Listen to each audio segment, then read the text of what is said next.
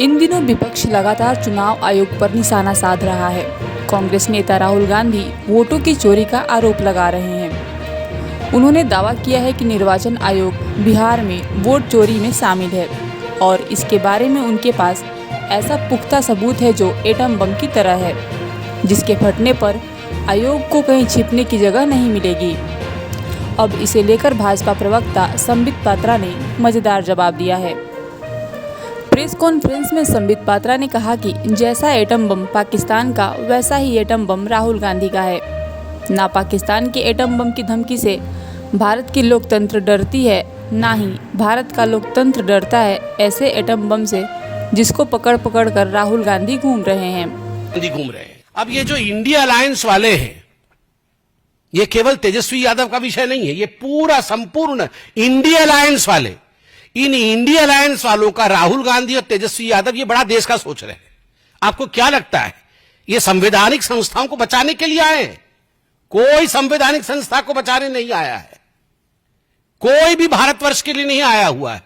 ये आए हैं कि हमारे परिवारों का क्या होगा। इलेक्शन कमीशन जाए गड्ढे में, चुनाव आयोग जिए या ना जिए, रहे या ना रहे, हमारा परिवार रहना चाहिए, हमार दुई को बबुआ रहना चाहिए। ये सबका यही है। ना तो सोनिया गांधी देश के बारे में सोच रही है, चुनाव आयोग के बारे में सोच रही है, और ना ही लालू प्रसाद जी सोच रहे हैं देश के बारे में। ये सब हमार दुई को बबुआ कैसे ठीक से सेटल हो जाए, ये कैसे सेटल हो जाए, बस उसी की लड़ाई चल रही है। और ये राहुल गांधी कह रहे थे मैं एटम बॉम्ब फोड़ूंगा, शायद यही था एटम बॉम्ब उनका, ठुस। जैसा एटम बम पाकिस्तान का, वैसा ही एटम बम इनका। ना एटम बम की धमकी से भारत की लोकतंत्र डरती है पाकिस्तान से, और ना ही भारत का लोकतंत्र डरता है ऐसे ठुस एटम बम से जिसको पकड़ पकड़ के राहुल गांधी घूम रहे हैं। और जहां तक एसआईआर का विषय है, जो भी चुनावी प्रक्रिया संवैधानिक प्रक्रिया से गुजरती है, कोर्ट की निगरानी से गुजरी है। एसआईआर ये प्रिसाइज और नॉन एस्केलेटरी है।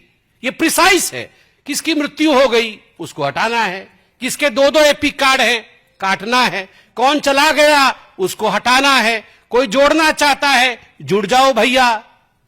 ये प्रिसाइज है और नॉन एस्केलेटरी, लड़ाई झगड़ा नहीं। आपके बीएलए हैं, बूथ लेवल एजेंट, आपको दिक्कत है, बीएलए जाके बीएलओ को कंप्लेंट करे। बीएलओ को कंप्लेंट करने से बीएलओ नाम जोड़ेगा, ये काटेगा। आपके पास डॉक्यूमेंट होने चाहिए। तो ये नॉन एस्केलेटरी है। मगर कल जिस प्रकार से एस्केलेट करने की कोशिश की गई एटॉम बॉम्ब लेकर, अगर एस्केलेट करोगे तो अपने ही घर के अंदर के एयरबेस ध्वस्त होंगे। आज एयरबेस ध्वस्त हो गया है। ये तेजस्वी यादव जी जिस एयरबेस से सोच रहे थे कि वो चुनाव की छलांग लगाएंगे, चुनाव का उड़ान भरेंगे, वो ध्वस्त हो गया है अपनी ही करनी के कारण। और एक बात मैं कहना चाहता हूं, मैं सवाल पूछता हूं, इतना तो टीवी में आते हैं आप लोग, इतना इतना सब कह रहे हैं टीवी पे आकर, ये आरजेडी के पास 47,560, मैं कोई कागज देख के नहीं बोल रहा हूं, 47,560 बीएलए है। एक बीएलए ने अभी 3 दिन हो गए कोई कंप्लेंट भरा है जाके कि भैया ये आदमी तो जीवित है, इसका नाम आपने क्यों काट दिया? यहां पर आके टीवी में आप हल्ला मचा रहे हैं, मगर एक बीएलए ने कंप्लेंट भरा है। 1 महीने का समय है, 1 महीने का समय है। अगस्त 1 से सितंबर 1 तक 1 महीने के अंदर कोई भी भारतीय जनता पार्टी हो, लगभग 1.5 लाख बीएलए हैं बिहार के अंदर, 1.5 लाख बीएलए, सभी लगभग 12 पॉलिटिकल पार्टीज के 1.5 लाख बीएलए। क्या काम है इन बीएलए का? इन बीएलए को कौन बनाया है? पॉलिटिकल पार्टी बनाई है, इनकी नियुक्ति पॉलिटिकल पार्टी ने किया है। क्या काम है इन बीएलए का? इन बीएलए का काम है, अरे इसका वोट कैसे कट गया, ये वोट तो जुड़ना चाहिए। इन सब विषयों को तथ्यों के साथ बीएलओ, जिसको इलेक्शन कमीशन अपॉइंट करती है, उसके पास लेके जाए, नाम